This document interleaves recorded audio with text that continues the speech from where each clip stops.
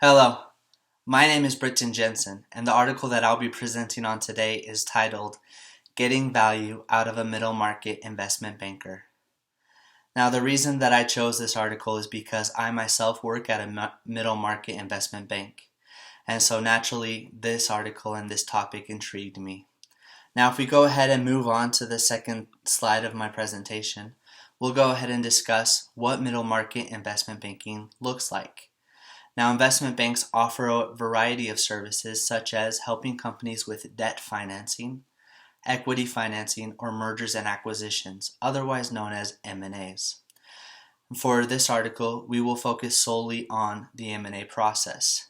Now, for investment banks, they can offer either sell-side services or buy-side services. Sell-side services are when the investment bank is helping a company owner find buyers for their company. Buy-side services are when an investment bank is helping a private equity group find companies to buy out.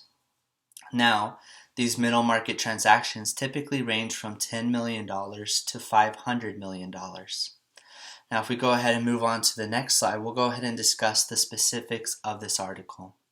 Now, this article is titled, Getting Value Out of a Middle Market Investment Banker. It was written by Michael McDonald and published by CFO Magazine on November 30th of 2016. Now, this article focuses on transactions that range from $10 million to $250 million, and it focuses specifically on the sell-side services offered by investment banks. And the main question of the article is, what value do middle market investment bankers bring to company owners who are looking to sell their company? Now, if we move on to the next slide, we'll go ahead and discuss the findings of this article. For those company owners that had hired investment bankers, they found that the most important service of those investment bankers was the holding and managing of the complex M&A process. Many of these company owners held auctions for their companies, and so they were receiving multiple bids from different buyers, and this auction process was very complex. A lot of company owners who did not hire investment bankers found that it was so overwhelming that after the transaction had been made, they found themselves wondering, did I get the best price for my company?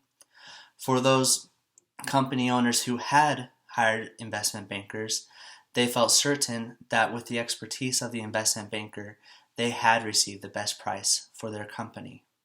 Now, another benefit of the investment bankers to these company owners was the handling of the negotiations. Now, for a lot of company owners and private equity groups, when a private equity group buys out a company, they require for the company owner to maintain part of the ownership of the company. The reason for this is so that the company owner still works with the company and so that the company owner still works to make the company valuable. Now, given that the private equity group and the company owner still have to have a good working relationship, hiring an investment banker to handle those negotiations that can sometimes get heated helped maintain a positive working relationship between the private equity group and those company owners. Now, moving on to the final slide, a lot of company owners, when they're looking to sell their company, think of investment bankers solely as a means to find a buyer. However, as this article has shown, that is not the only function of an investment banker. Investment bankers can help handle the M&A process, can help ensure that the company is getting the perfect price for their company, and also help ensure that the private equity group and the company owner have a good working relationship after the transaction has been made. I hope this presentation has helped you understand the value that middle market investment bankers can potentially bring to company owners who are looking to sell their middle market companies. Thank you.